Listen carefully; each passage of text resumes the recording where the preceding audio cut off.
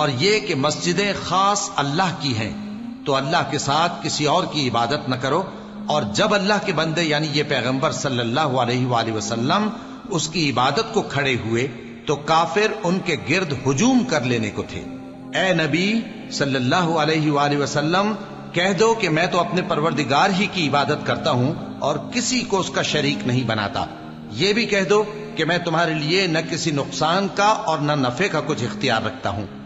یہ بھی کہہ دو کہ اللہ کے عذاب سے مجھے کوئی پناہ نہیں دے سکتا اور میں اس کے سوا کوئی جائے پناہ نہیں پاؤں گا۔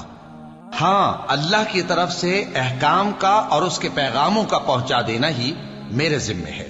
اور جو شخص اللہ اور اس کے پیغمبر کی نافرمانی کرے گا تو ایسوں کے لیے جہنم کی آگ ہے، وہ ہمیشہ ہمیشہ اس میں رہیں گے، یہاں تک کہ جب یہ لوگ وہ دن دیکھ لیں گے جس کا ان سے وعدہ کیا جاتا ہے، تب ان کو معلوم ہو جائے گا کہ مددگار کس کے کمزور ہیں اور شمار کن کا تھوڑا ہے۔ کہہ دو کہ جس دن کا تم سے وعدہ کیا جاتا ہے میں نہیں جانتا کہ وہ عنقریب آنے والا ہے یا میرے پروردگار نے اس کی مدت دراز کر دی ہے۔ وہی غیب کا جاننے والا ہے، سو کسی پر اپنے غیب کو ظاہر نہیں کرتا، ہاں جس پیغمبر کو پسند فرمائے اور اس کو غیب کی باتیں بتا دے تو اس کے آگے اور پیچھے نگہبان مقرر کر دیتا ہے تاکہ معلوم فرمائے کہ انہوں نے اپنے پروردگار کے پیغام پہنچا دیے ہیں،